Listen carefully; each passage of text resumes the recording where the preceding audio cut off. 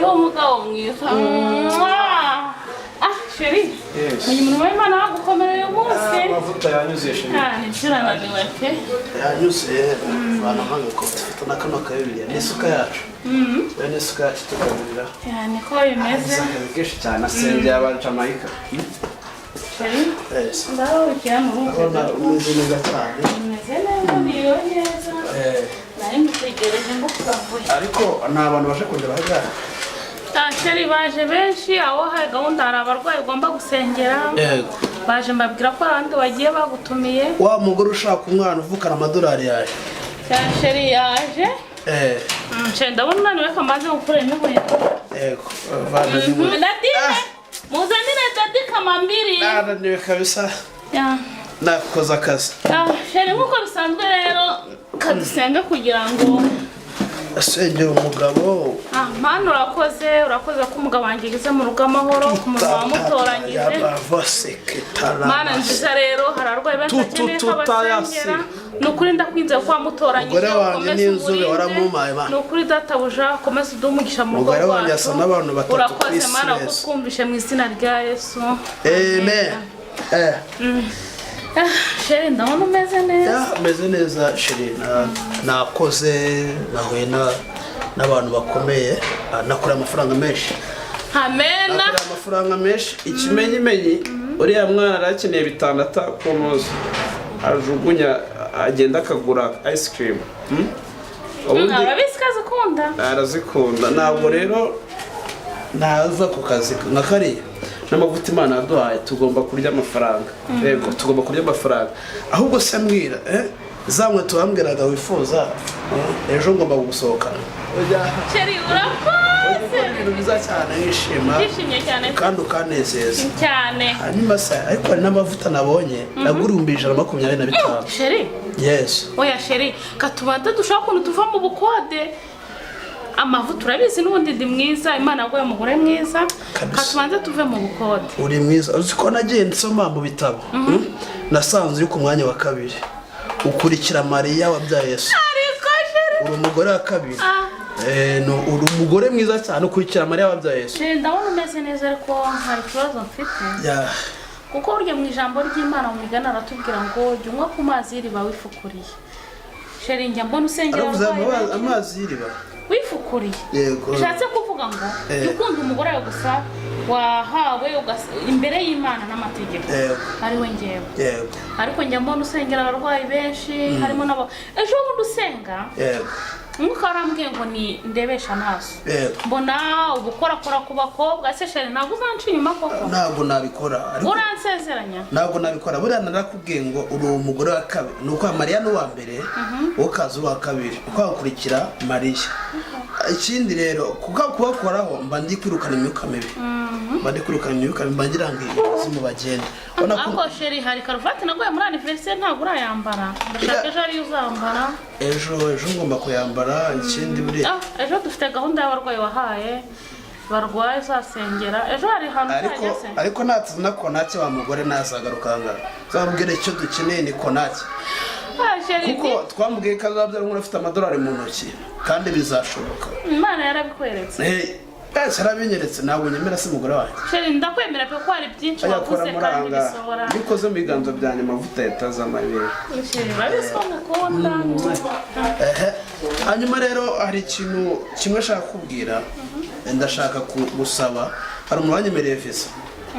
Shaka kujyana ukicarana na Trump nubwo yavuye ku buyobozi. Shaka ko tuzagenda ikiganiro kimwe kuko bambwiye ko ngiye muri Amerika. Haleluya. Ndakwishimira pe. Nyishimira. Sineza kari ngiye mu bagore kuri iyi si. Bahawe umugisha n'Imana. Ni wowe wa mbere ahubwo mu bagore bose kuri iyi si. Sheri ntuzambabaza. Ntabwo nzakubabaza ikindi buriya abakobwa hari ukuntu njya mbigenza kugira ngo batangushe. Nyarukuntu mbigenza kugira ngo. Uri mwiza. Usiko nanjye kuba ngufite ntabwo njya mbyizera. Ariko ubu tuzubaka inzu y'ibyumba bingahe? Ni bogari. Aha Sheri tuzagira ibyumba 3 by'abashyitsi. Buretse gatara umuntu umamagaye. Allo. Ntabwo mari. Nagiye muri mission ndi ku musozi wa Kanyarira ndi gusengera umuntu. Ntabwo mari. Ngo warambwiye. Yakubwira nti. Warambwiye ngo tuzubaka inzu y'ibyumba bingahe?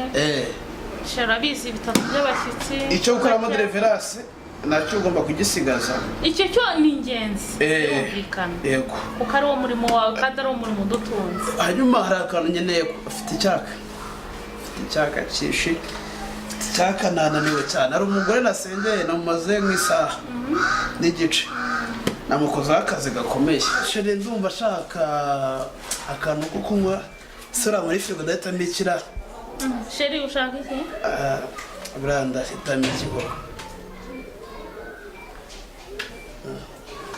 sheri uriya ninde?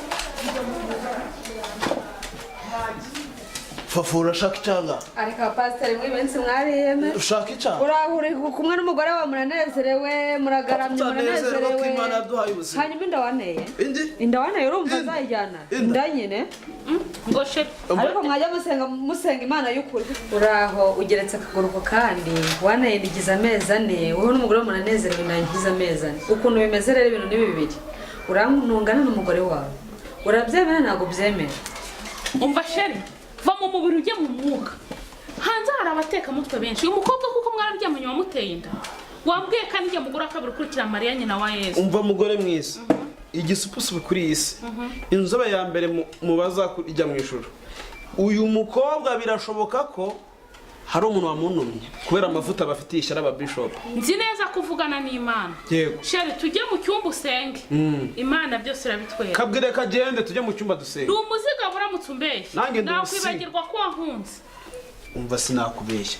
Wari uzi ko nzakujyana gucana tarap. Rero ntabwo najya gutera inda akantu kanoze kandi ufite ukuntu meze. Sundi ngo yabandusha. Reba nk'ukuntu ameze. Wagira ngo ni ifi y'ikiraba.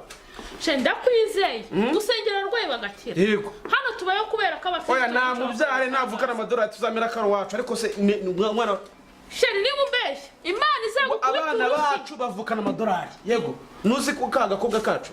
Kambwa afite inyinya hano akuruhanga. Ndakubwiye ngo ni mubeshye. Imana izagukubita urushiba kuyoresha igiti. Gabanya tujye mu. Ushoga inyoba kuyoresha igiti. Tujye mu mwuka gabanya. Nebevo ya sakretaya. Sheri ca bugufi baze ngo. Sheri uvuga ni ukuri. Yes, ca bugufi umva umwuka. Tata ya sekretaya mata. Ugiye kubwira mu gato. Tata ya manda.